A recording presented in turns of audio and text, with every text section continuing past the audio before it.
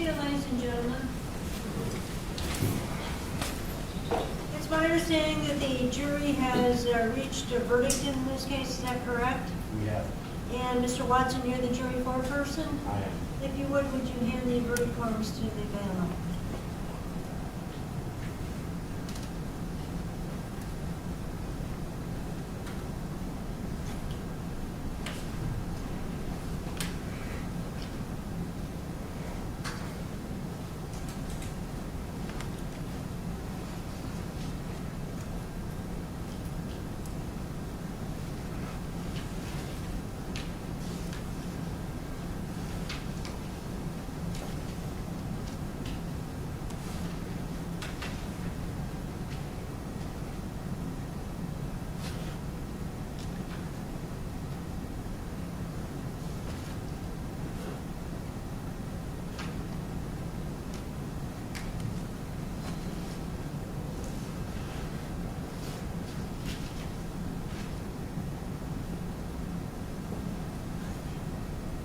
Did you have duplicate jury forms?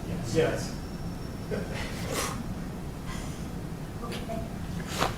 I'm just reading them to make sure that they all say the same thing and they're consistent with one another, which they are.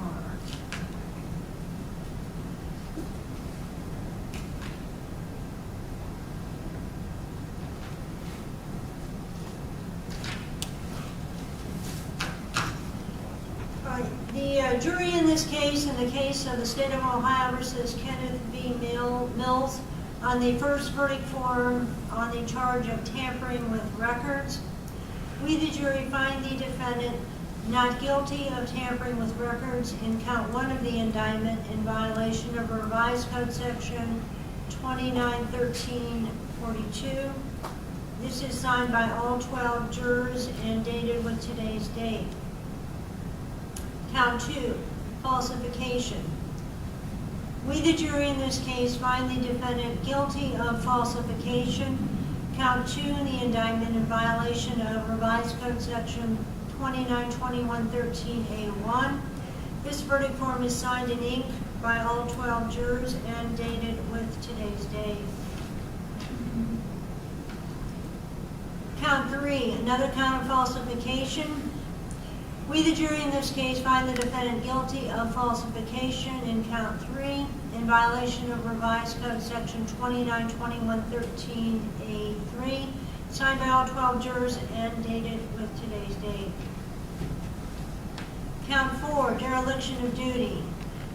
We, the jury in this case, find the defendant guilty of dereliction of duty in count 4 in violation of 292144C2. Again, this verdict form is signed by all 12 jurors and dated with today's date. The last verdict form in this case is also a count of dereliction of duty, and it states as follows. We, the jury, find the defendant guilty of dereliction of duty in count 5 of the indictment in violation of the revised code section 292144C5. This verdict form is signed in ink by all 12 jurors and dated with today's date. Does either side wish to have the jury individually polled? Do you have to say that or no? On behalf of the defendant, do you want the jury individually polled? No, Your Honor. All right, very well, thank you. And I'll leave these up here so you can take a look at them. Ladies and gentlemen, I want to thank you so much for your diligence in this case.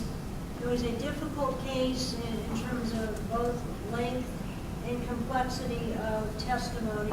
There are a lot of moving parts that you had to put together, and you have listened very attentively. Again, without your willingness to sacrifice, we wouldn't have the system of justice, including our jury system, in this country. It's important that we bring a cross-section of the community to every case, including this one, so you can bring in collective wisdom and common sense to your verdict as you've done in this case. Now, at this time, I'm going to ask you to go back to the jury room for just a moment. I'm going to come back and talk to you for a couple of minutes. From this point on, if you want to talk to somebody about the case, you can. If you don't want to talk to anyone about the case, you don't have to. It's your own free choice. But again, thank you you so much, and I'll be back in one moment in the jury room to wrap up. Thank you.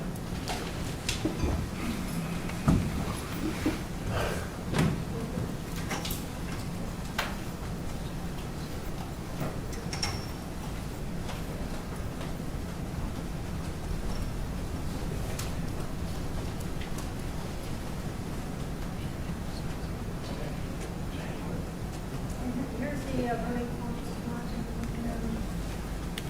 All right, I'm going to go ahead and talk to the jury. What I'm going to propose here is that prior to sentencing, the court wants to conduct a pre-sentence investigation. I'd like to set a sentencing date right now. Obviously, we're going to have another county do the pre-sentence investigation, notify Oakland County, and the court will choose another county that has a PSI department with their probation department and to prepare the PSI. I'm looking at October 8th, 11 o'clock, 1 o'clock. Would it be possible to follow up, Your Honor? I'm sorry. Why? Planned trip out of state during that week.